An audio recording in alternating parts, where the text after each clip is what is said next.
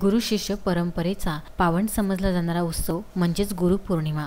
या पावन पर्वावर आपल्या गुरुबद्दल कृतज्ञता व्यक्त करून गुरुच्या पावन स्मृतीला उजाळा देऊन त्यांनी दिलेल्या अमूल्य मार्गदर्शनाने आपले मानवी जीवन धन्य झाल्याबद्दल गुरूंचे अभिवादन करण्यात आले।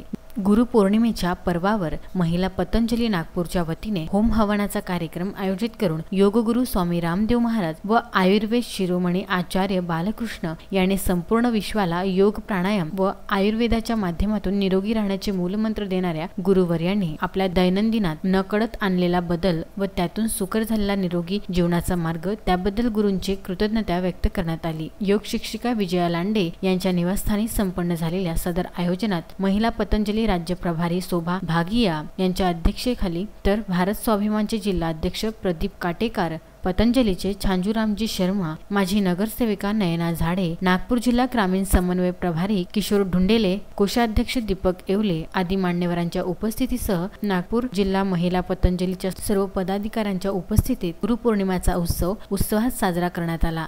कार्यक्रमाचे प्रास्ताविक नागपूर जिल्हा महिला पतंजलीच्या प्रभारी उर्मिला जुवारकर यांनी तर संचालन जिल्हा महामंत्री रितू जरगर यांनी केले। कार्यक्रमाच्या यशस्वीतेकरिता भावना टेंबरे, विजया लांडे, ज्योत्स्ना इंगडे, सुरेखा नवघरे आदींनी परिश्रम घेतले, तर कमल गुप्ता, राजेंद्र जुवारकर, दीपक जरगर आदी प्रामुख्याने उपस्थित होते। या प्रसंगी नागपूर शहरात संपूर्ण जिल्ह्यात योग कार्यास गती देणाऱ्या तसेच कोविड-19 मध्ये आपले अमूल्य योगदान देणाऱ्या उपस्थितीत मान्यवरांच्या हस्ते औषधीयुक्त वृक्ष देऊन त्यांचे उत्साहवर्धन करण्यात आले।